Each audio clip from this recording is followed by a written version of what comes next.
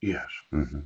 This listing of battered women's shelters, the written statement of the officers required to provide is explicit in listing battered women's shelters. Yes.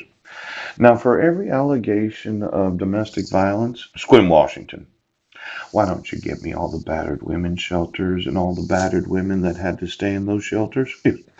You would have thought with two counts of violating the protection order on December 31st of 2015, my wife would have immediately moved from wherever the fuck they were living at and went to a battered women's shelter so as to protect herself and my sons. Oh, but I don't think that happened. Ouch. Now, the RCW 10.31.1002C requires the police, to make an arrest if they believe an assault has occurred in a domestic violence situation.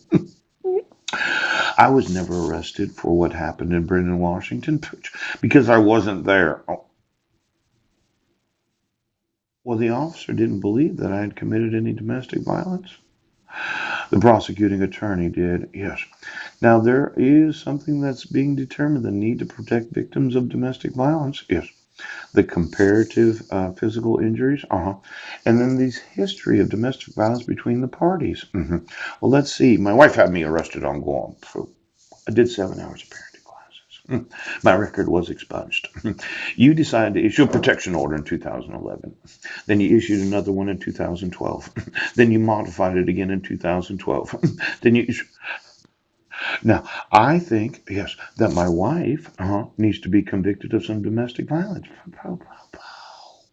Now, this preconceived notion, yes, it's a color of law notion. Yes, it is. Colors the officer's perceptions when responding to a domestic violence call. It means the male victim is at a disadvantage from the moment he picks up the phone to call the police for help. Put my signature there. Yeah. Of the 2,270,000 emails where you said I should have called the police if I wanted to report domestic violence, what the fuck would you say today's email is if it's not domestic violence? Now, it looks like as a male victim of domestic violence, yes, that your color of law violations, your hate crime, and your treason, yes, is disadvantaging me, yes, as a male heterosexual American citizen. Now, every time you got an email, better pay for his or her crimes. You know, I've actually read this in the judge's guide, yes, to domestic violence. Yes, we did. That you're going to make me pay for the non-existent crime of Squim, Washington. Yes, for the non-existent crime in Brendan, Washington. You're going to make me go to court next Wednesday because you just cannot admit the evidence. Now, in addition, the brochures handed out identifying these shelters do not use gender neutral language, indicating the intent that these services are for women only.